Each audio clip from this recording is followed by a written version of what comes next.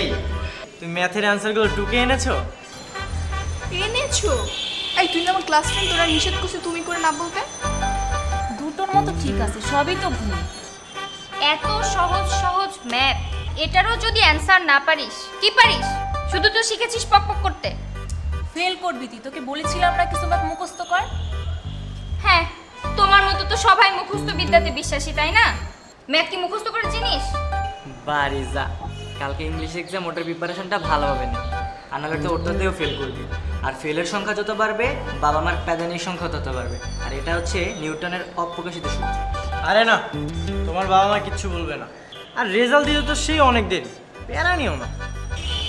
বাবা মা বলেছে ফেল করলে বিয়ে দিয়ে দিবে। বিয়েটা কার সাথে দিবে জিজ্ঞেস কর। রিক্সাওয়ালার সাথে।